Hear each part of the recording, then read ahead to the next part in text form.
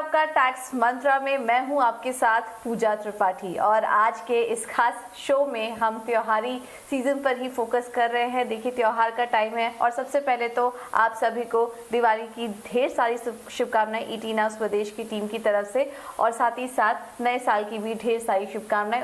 उम्मीद है कि आपका त्योहार काफ़ी अच्छे से गया होगा। लेकिन इस मौके पर आपने मुहूर्त पूजा भी की होगी, अपने फैक्ट्री में, अपनी कंपनी में पूजा वगैरह भी की होंगी, और उन पर भी, उन कस्टम्स पर भी आपने कुछ खर्च ज़रूर किया होगा। लेकिन क्या कभी सोचा है कि जो खर्च आपने किया है उस पर भी आप टैक्स बचा सकते हैं? ये किसी के दिमाग में नहीं आया होगा, लेकिन हम आपको वहाँ पर भी टैक्स बचाने का कुछ पॉइंट्स यहाँ पर देना चाहिए, कुछ आइडियाज़ यहाँ पर देना चाहेंगे। और जैसा कि हर बार हम out of the box thinking की बात करते हैं, यहाँ पर भी हम आपको छोटी छोटी बारीकियाँ बताएंगे जहाँ पर कि आप अपना टैक्स बचा सकते हैं। तो आज के इस खास पेशकश में हमेशा की तरह हमारे साथ जुड़ चुके हैं टैक्स दुनिया के जाने माने फेस टैक्स गुरु मुकेश पटेल। सर, बहुत बहुत शुक्रिया समय देने के लिए आज। और आज के दिन तो बहुत ही इम्पोर्टेंट हो गया है, क्योंकि हम देख रहे हैं कि काफ़ी सारे जो कंपनियां हैं, प्रोफेशनल कंसर्न्स हैं, उन्होंने दिवाली पूजा भी की होगी, मुहूर्त में भी काफ़ी सारे खर्च हुए होंगे। लेकिन ये किसी के दिमाग में नहीं आया होगा कि इस खर्च को भी हम कैसे उनको उनके फ़ायदे में बदल सकते हैं। तो पहला सवाल तो मेरा यही होगा, इसी से जुड़ा हुआ। और सबसे पहले तो दिवाली की भी आपको ढेर सारी शुभकामनाएं सर। तो पहला सवाल तो मेरा इसी से जुड़ा हुआ होगा कि जो बिजनेस एंटिटीज़ हैं और प्रोफेशनल कंसर्न्स हैं, उन्होंने इस दौरान जो भी खर्चे किए होंगे अपने एम्प्लॉयज़ के ऊपर दिवाली के दौरान पूजा में और पूजा विधि में, मुहूर्त पूजा में, उन सबको कैसे आप टैक्स में उनका फ़ायदा हो सके तो कैसे उसका उपयोग कर सकते हैं, कैसे उनको समझाएं? आप उनको कुछ टिप्स दीजिए कि ये जो जितने भी एक्सपेंसेस हुए हैं उसका फ़ायदा वो टैक्स में भी ले सके। ज़रूर। पूजा, सबसे पहले मेरी ओर से और हमारी पूरी टैक्स मंत्र टीम की ओर से हमारे सब व्यूअर्स को नए साल की बहुत बहुत शुभकामनाएं। और जैसे आपने बताया कि दिवाली में पूजा और मुहूर्त ये बहुत ही मायना रखता है, और जो ख़ास तौर से व्यापार उद्योग व्यवसाय से जो संकलित हैं वो बड़े पैमाने पर उसको मनाते भी हैं। पूजा मुहूर्त में उनका खर्च भी होता है। और जैसे आपने बताया, ये बिल्कुल कॉमन क्वेश्चन हमारे माइंड में आ सकता है कि अगर मैं कोई बिजनेस प्रोफेशन करता हूं और मैंने ये पूजा मुहूर्त का खर्च किया है, तो क्या ये मुझे बिजनेस एक्सपेंडिचर के तौर से इसका डिडक्शन मिल सकता है? क्योंकि हमारे सब दर्शक जानते हैं कि आम तौर से 30% का अगर आपका टैक्स का रेट है और आपने 100 रुपया खर्चा किया, 30 रुपया आपका बच सकता है सीधा, अगर ये 100 रुपया खर्च के तौर से आपको आपकी आय के सामने मिलता है। तो खुशखबरी ये है कि ये आज की बात नहीं है। मैं खाली लोगों को, हमारे टैक्स पेयर्स को एक रिमाइंड कराना चाहता हूं कि एज बैक एज इन 1968, 3 अक्टूबर 1968 के साल का ये CBDT, central board of direct taxes का सर्कुलर है, जिसमें ये कहा गया है कि दिवाली के समय पर पूजा और मुहूर्त का जो भी खर्च होता है वो संपूर्ण खर्च, और इसमें खास उल्लेखनीय बात यह है कि ये भी कहा गया है कि there is no monetary limit, माना कोई वित्तीय कोई सीमा नहीं है। आपने मान लीजिए बड़ी फैक्ट्री है, बड़ी कंपनी है, 5, 7, 10, 25, 50 लाख का भी अगर खर्च किया है और इसका आपने एविडेंस रखा है, तो ये खर्च, इसको ऑस्पिशियस खर्च और बिजनेस से जुड़ा हुआ खर्च मानते हुए आपको डिडक्शन मिल सकता है। पूजा, बिल्कुल। तो इसमें कोई सीमा नहीं है, मतलब अगर आप कितना भी खर्च करें तो पूरा का पूरा जो अमाउंट है वो आप एज अ बिजनेस एक्सपेंडिचर दिखा सकते हैं। सर अगर इस लॉजिक को लेकर चले, अगर इस जो एक्सपेंस हमने किया है इसको बिजनेस एक्सपेंडिचर मान के चल रहे हैं, तो वैसे तो अमूमन हर बिजनेस प्रेमाइसेस में हर जगह पर पूजा तो होती रहती है, कहीं कहीं पर तो काफ़ी बड़े बड़े मंदिर भी बनाए जाते हैं और रोज़ ही उनकी वहाँ पर पूजा प्रार्थना की जाती है, ये रिचुअल्स रोज़ फॉलो किए जाते हैं। तो क्या वहाँ पर भी उनको कुछ टैक्स बेनिफिट मिल सकता है? ये आपने बड़ा ही इंटरेस्टिंग मुद्दा खड़ा किया है पूजा। हालांकि मैं आश्चर्यचकित नहीं हूं, आपका नाम ही पूजा है तो पूजा से जुड़े हुए क्वेश्चंस आपको सूझे वो बिल्कुल समझ में आ सकती है बात। अब इसमें भी हम दर्शकों को बताएं कि केवल दिवाली की मुहूर्त पूजा नहीं, पर बहुत सारी कंपनीज, बहुत सारी ऑफिसेज में छोटे बड़े मंदिर भी रखे जाते हैं और वो मंदिर का मेंटेनेंस का भी एक्सपेंस होता है। जैसे कि आपने फैक्ट्री के अंदर एक मंदिर बनाया तो एक पुजारी रखा, पुजारी की सैलरी दी, पूजा पाठ वगैरह का सामान सामग्री आपने छोटी मोटी चीजें उसकी खरीद की, और ये सब पूरे साल भर का आपका जो टेम्पल का मेंटेनेंस एक्सपेंडिचर है, ये बिजनेस एक्सपेंडिचर गिना जा सकता है या नहीं, ये प्रश्न भी कानूनन खड़ा हुआ। और इनफैक्ट मैं आप हमारे दर्शकों को बताऊं कि 2 हाई कोर्ट्स ने इस पर बहुत ही लॉजिकली वेल रीजन्ड उन्होंने व्यूज भी दिए हैं, ऑर्डर्स भी दिए हैं, और इसमें कोई अगेंस्ट में व्यू भी नहीं है फॉर्चुनेटली। तो एक तो है पंजाब हरियाणा हाई कोर्ट का डिसीजन और दूसरा है गुजरात हाई कोर्ट, और दोनों हाई कोर्ट के डिसीजंस के सार को अगर मैं यहां आपके सामने पेश करूं तो ये बात कही गई है कि जब कोई भी बिजनेस एस्टेब्लिशमेंट में ये मंदिर होता है और ये टेम्पल का मेंटेनेंस एक्सपेंडिचर, जिसमें मान लीजिए कि टेम्पल आपने बनाया है, काफी महंगा है, तो उस पर आपको डिप्रिसिएशन भी मिल सकता है, तो ये सब खर्च को शामिल करते हुए जो भी खर्च है, तो कोर्ट्स का लॉजिक और रीजनिंग ये रहा है कि भाई टेम्पल होने से वहां जो कर्मचारी काम करते हैं उनको बहुत श्रद्धा होती है, उनको एक मन का सुकून मिलता है, और वो अपना काम ये पूजा से या हर रोज ये मंदिर में देवी देवताओं के दर्शन करते हुए उनकी जो कार्यक्षमता है वो बढ़ती है। तो इससे तो बिजनेस का फायदा है, क्योंकि बिजनेस एक्सपेंडिचर का आम तौर से रूल ये है कि जिससे भी बिजनेस को कोई फायदा हो वो खर्च उसको बिजनेस एक्सपेंडिचर माना जाना चाहिए। तो ये टेम्पल मेंटेनेंस का एक्सपेंस भी, तो आज हम ये शुभ संदेश दे दें कि हमारे बिजनेस एस्टैब्लिशमेंट जिसके यहाँ मंदिर नहीं है, अगर वो बनाना चाहते हैं और अपने एम्प्लॉयज को ये सुविधा देना चाहते हैं, देवी देवताओं के आशीर्वाद कंपनी पर हमेशा बने रहें, एम्प्लॉयज पर बने रहें, ये चाहते हैं, तो ये जरूर खर्च करके इसको बिजनेस एक्सपेंडिचर के तौर से 30% का टैक्स बेनिफिट भी सीधा ले सकते हैं। पूजा तो सर टैक्स बचाने के लिए हम तो मदद कर ही रहे हैं हमारे व्यूअर्स की, अब खुद भगवान भी आ गए मदद करने के लिए कि देखिए आप इस तरीके से भी टैक्स बचा सकते हैं। ये काफ़ी out of the box thinking हम इसको कह सकते हैं कि ध्यान में रखना चाहिए सभी बिजनेस एंटिटीज़ को कि अगर आप यहाँ इस तरह का भी कोई खर्चा कर रहे हैं तो वहाँ पर आप टैक्स बचा सकते हैं, और तरीका भी आपको बता दिया गया है। सर त्योहारी मौसम है और ऐसे में काफ़ी सारे जो एम्प्लॉयज़ हैं वो अपने कर्मचारियों को गिफ्ट भी देते हैं, इट इज़ क्वाइट कस्टमरी। तो ऐसे में जो गिफ्ट्स देते हैं, क्या कुछ टैक्स लाइबिलिटी उसके ऊपर भी बनती है, और किस लिमिट तक ये टैक्स लाइबिलिटी बन सकती है, इसके बारे में भी जानकारी दीजिए।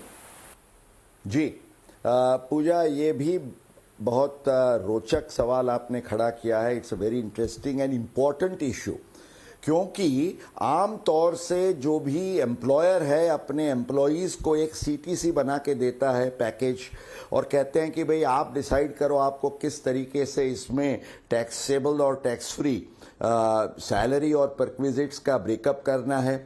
तो अगर स्मार्ट एम्प्लॉई है और स्मार्ट एम्प्लॉयर भी है जो अपने एम्प्लॉयज़ को टैक्स फ्री सैलरी का बेनिफिट देना चाहता है तो उसके लिए ये बहुत ही एक हम वैल्यूएबल टिप पेश करना चाहते हैं कि इनकम टैक्स के जो नियम हैं, रूल्स हैं, उसमें एक नियम 3 है जो परक्विजिट्स, जिसको हम सवलत कहते हैं, जिसको आमतौर से टैक्सेबल गिना जाता है, पर उसमें भी there are certain tax free perquisites, so they are not necessarily in cash but ये काइंड में होते हैं।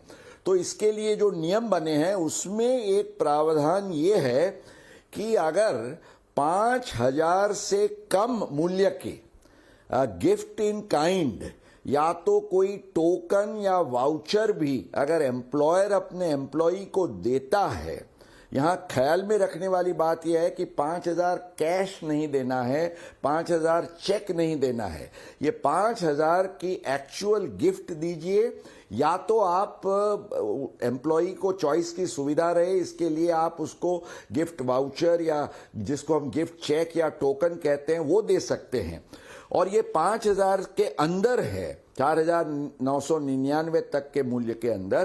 तो इस केस में इसको साल में एक बार जो पूरा ये दिया जाता है, it can be any festive occasion, Diwali तो एक एग्जाम्पल है, पर ये फेस्टिव ओकेजन पर दी गई ऐसी गिफ्ट रूल 3 के तहत इसको कंप्लीटली टैक्स फ्री माना जाता है। तो ये 5,000 पर 30% माना 1,500 रुपये बचाने का तो पूजा ये सीधा रास्ता है जिसका फायदा सबको उठाना चाहिए।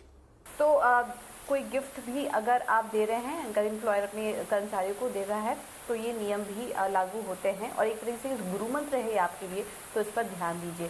तीसरा सवाल था मेरा मुकेश जी, दिवाली के समय काफ़ी सारे कर्मचारी हैं वो हॉलीडेज भी प्लान करते हैं और ऐसे में उनको LTC भी मिलता है, लीव ट्रैवल कंसेशन भी अपने एम्प्लॉयर की तरफ से मिलता है। इसको थोड़ा डिटेल में समझाइए, इसका कैलकुलेशन कैसे होता है और किस तरह से फ़ायदा मिल सकता है इसको एम्प्लॉयज़ को। हाँ जरूर पूजा, हम हमारे दर्शकों को समझाए जिसको हम लीव ट्रैवल कंसेशन या LTC कहते हैं। तो ये LTC के लिए टैक्स एग्जम्पशन के जो गाइडलाइंस हैं वो section 10 subsection 5 of the income tax act, section 10(5), और इसके लिए एक स्पेशल रूल बना है, रूल 2B। तो ये जो है इसके अंतर्गत इसके नियम मोटे मोटे से तय किए गए हैं। मैं संक्षिप्त में हमारे दर्शकों को, खास तौर से हमारे जो सैलरीड एम्प्लॉयज हैं उनको ये समझाऊं तो आपको पहले तो ये ख्याल रखना है कि ये जो एग्जम्पशन लेने के लिए आपको जो LTC मिलता है तो actual you should have taken leave and enjoyed the amount of the concession that is given to you। माना आपको कोई ट्रैवल अंडरटेक करना होता है, खाली आपको मिला वो अमाउंट को सीधे सीधा आप क्लेम एग्जम्प्ट नहीं कर सकते, खर्च किया जाना चाहिए, और आपको जो मिलता है उसमें से आप जो खर्च एक्चुअली करते हैं नियम अनुसार वो आपको एग्जम्प्ट मिलता है। तो कौन से खर्च इसमें आपको मिल सकते हैं, इसकी जो गाइडलाइंस हैं तो ये है कि आपको इंडिया में कहीं भी आप छुट्टी लेके वेकेशन में जाइए, उसके लिए आपका जो ट्रैवल का एक्सपेंडिचर है वो आपको मिलता है इंडिया में, इंडिया के बाहर नहीं। और ट्रैवल माना आपका accommodation, food, local conveyance, transport वगैरह भी नहीं। और ट्रैवल में भी नियम ये है कि अगर जहां आप जाते हैं तो वो मान लीजिए आप दिल्ली में रहते हैं और आप कन्याकुमारी तक घूमने गए, तो दिल्ली से कन्याकुमारी का जो सीधा रास्ता है, शॉर्टेस्ट रूट, आप घूम फिर के नहीं जा सकते हैं, सीधा रास्ता है, उसके हिसाब से या तो आपने एयरफेयर से ट्रैवल किया या फर्स्ट क्लास AC अगर रेल से ट्रैवल किया, और अगर वो दो जो प्लेसेस है कनेक्टेड नहीं है एयर या रेल से, तो आप जो एक्चुअल रोड ट्रांसपोर्ट से, तो ये जो खर्च है आपको मिलता है। और इसमें अच्छी बात यह है कि केवल एम्प्लॉई के लिए नहीं, उसके पूरे परिवार के लिए, माना एम्प्लॉई, उसका स्पाउस माना हस्बैंड या वाइफ जो भी हो, और उनके बच्चे, बच्चों में उन्होंने एक रिस्ट्रिक्शन रखा है कि 2 से ज्यादा बच्चे नहीं होने चाहिए, और अगर आपके साथ आपके डिपेंडेंट होली और मेनली डिपेंडेंट पेरेंट्स या ब्रदर्स और सिस्टर्स रहते हैं तो उनको भी इसमें शामिल किया जा सकता है। तो ये सब जो खर्च है वो जो आपको मिलता है वो अमाउंट की सीमा में आपने जो एक्चुअल खर्च किया है उसकी मर्यादा में आप उसको क्लेम कर सकते हैं। अब सवाल ये है कि कैसे कितनी बार क्लेम कर सकते हैं। तो इसके लिए उन्होंने एक ब्लॉक 4 सालों का ब्लॉक बनाया है। तो जो अभी ब्लॉक चल रहा है वो 2018 टू 21 कैलेंडर ईयर, इसमें याद रखिएगा इसमें फाइनेंशियल ईयर नहीं कैलेंडर ईयर का ब्लॉक है, माना 18, 19, 20 और 21, ये 4 साल के अंदर आप 2 बार, मान लो आपको हर साल मिलता है पर आप क्लेम कर सकते हैं 2 बार, आपकी चॉइस के कोई भी साल हो। और इसमें ख्याल ये रखना है, अब जैसे 2018 से 21 में 20 और 21 में आप कहोगे कोरोना के कारण मैंने कोई वेकेशन नहीं लिया, तो अब 22 से नया ब्लॉक शुरू होगा। तो ये ब्लॉक का जो अनयूटिलाइज्ड एग्जम्पशन है उसको आप अगले ब्लॉक में, क्योंकि 2022 से अगला ब्लॉक शुरू होगा 22, 23, 24, 25 का, उसमें आप 2 तो मिलेंगे, ये कैरी फॉरवर्ड का एक जोड़ के आप 3 का भी एग्जम्पशन ले सकते हैं। तो पूजा ये इन अ नटशेल ये एलटीसी और it's a very valuable tax free concession. Salaried employees को इसका भरपूर फायदा लेना ही चाहिए। तो इसको ध्यान में रखते हुए वो अपना त्योहार मनाएं। ओके, तो ओवरऑल ये एलटीसी के बारे में आपको बता दिया गया है। चलिए क्विकली अब आपके भी सवालों को शामिल कर लेते हैं। और जो पहला सवाल हमें आया है वो युगावर्त अग्रवाल जी का आया है, आइए सुन लेते हैं उनका क्या सवाल है। टैक्स 1961 के प्रावधानों के अनुसार एक माइनर जिसे अपने रिश्तेदारों से अपने जन्मदिन पर और इत्यादि उत्सवों पर 1 वर्ष में रुपए 2 लाख तक के उपहार कैश में मिलते हैं, तो उस माइनर के हाथ में उस कैश उपहार जो कि 2 लाख तक के उसे मिले हैं उसकी टैक्सेबिलिटी पोजीशन क्या रहेगी? जी मुकेश जी, तो युगावर्त का सवाल आपने सुना, क्या राय देंगे इनको, इनके जो माइनर चाइल्ड है उनको ये गिफ्ट रिसीव हो रहे हैं करीब 2 लाख के, तो उनको सजेस्ट क्या करेंगे? मुकेश जी आप बताइए।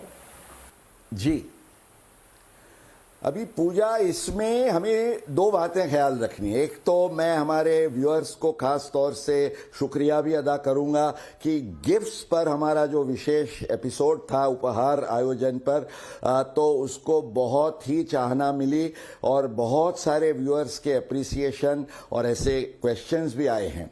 तो इनका जो क्वेश्चन है वो काफी रोचक है। इसके मैं 2 पहलू में बात करूंगा। सबसे पहले तो जो रिश्तेदार से मिली हुई गिफ्ट है उसको ध्यान में रखते हुए आपको देखना है कि कौन से रिश्तेदार, अगर हमारे जैसे हमने समझाया था कि सेक्शन 56(2) के तहत जो माना दादा दादी, नाना नानी, माता पिता, मामा मामी, काका काकी, इन लोगों से सब वो लिस्ट में से किसी के पास से मिला है तो कोई दिक्कत नहीं है, वो पूरे का पूरा अमाउंट आपका एग्जम्प्ट क्लेम हो जाएगा। आप रिफर कर सकते हैं, हमारा YouTube पर एपिसोड भी है अगर आपने वो चूका हो तो। सो अकॉर्डिंग टू दैट पूरा फायदा लीजिए, दैट्स नंबर 1। बट मान लीजिए कि रिलेटिव की डेफिनेशन में नहीं पड़ता है, ऐसे कोई गिफ्ट्स हैं या तो कोई आपके फ्रेंड्स ने गिफ्ट्स दी है। अब सबसे पहले तो त्योहार पे दी है उससे कोई मतलब नहीं है, त्योहार या बिना त्योहार जो भी दिया गया है अगर नॉन रिलेटिव्स की गिफ्ट है तो उसको टैक्सेबल गिना जाएगा अगर ये 50,000 से ज्यादा है। अब सवाल ये आता है कि माइनर चाइल्ड तो अपना टैक्स का रिटर्न भरता नहीं है, तो 50,000 से ज्यादा ये जो अमाउंट हुआ, युगावर जी आपके मन में दुविधा होगी कि ये कैसे दिखाया जाए। तो आयकर कानून के हिसाब से जो क्लबिंग ऑफ इनकम के प्रोविजंस हैं सेक्शन 64 के तहत, उसमें ये कहा गया है कि माइनर की इनकम 1500 रुपये का एक बेसिक छोटा सा कंसेशन को छोड़ते हुए जो भी है और इसको माइनर की इनकम मानी जाएगी, तो वो उसके पेरेंट्स में और किसके हाथ में, फादर या मदर जिसकी भी टैक्सेबल इनकम ज्यादा है उसके केस में ये जोड़ा जाएगा। तो मान लीजिए जो बच्चा है इसके केस में टैक्सेबल जो आपके 2 लाख में से 1 लाख की गिफ्ट टैक्सेबल है युगावर जी, तो वो फादर या मदर जो भी केस में हायर टैक्सेबल इनकम है उसमें जोड़ के जो टैक्स बनता है वो देना पड़ेगा। पूजा। ओके, चलिए सर, समय की थोड़ी कमी है, फिलहाल इतने ही सवालों को शामिल कर पाएंगे। बहुत बहुत शुक्रिया आपका हमारे साथ जुड़ने के लिए और ये तमाम जो राय थी, सुझाव थे हमारे दर्शकों को देने के लिए। तो फिलहाल इस शो में इतना ही, लेकिन जाते जाते आपको 3 गुरु मंत्र दिए जाते हैं। पहला तो ये कि दिवाली पूजा मुहूर्त के दौरान जो खर्चे होते हैं उसको बिजनेस एक्सपेंडिचर के अंडर डिडक्टेबल है, जिसकी की कोई लिमिट नहीं होती, तो उसका आप फायदा उठा सकते हैं। दूसरा ये कि अगर आपको 5,000 या उससे कम का कोई वाउचर या किसी भी तरीके का कोई गिफ्ट रिसीव हुआ है तो वो आप टैक्स फ्री परक्विजिट के अंडर क्लेम कर सकते हैं। ये भी एक जानकारी आपको दी गई। और इसके अलावा एलटीसी के लिए भी आपको सुझाव दिया गया कि कोई भी हॉलिडे का अगर आप प्लान कर रहे हैं तो समय का ज़रूर ध्यान रखिए और उसको अवेल करते समय ये भी ध्यान रखिए कि आईटी नियम के मुताबिक किस तरह के फायदे आपको मिल रहे हैं और उसके अकॉर्डिंग आपको टोटल एग्जेम्पशन मिल सकता है। तो समय का ज़रूर यहाँ पर ध्यान रखिए। ये एक इम्पॉर्टेंट गुरु मंत्र आपके लिए। तो फिलहाल मुझे दीजिए इजाज़त। नमस्कार।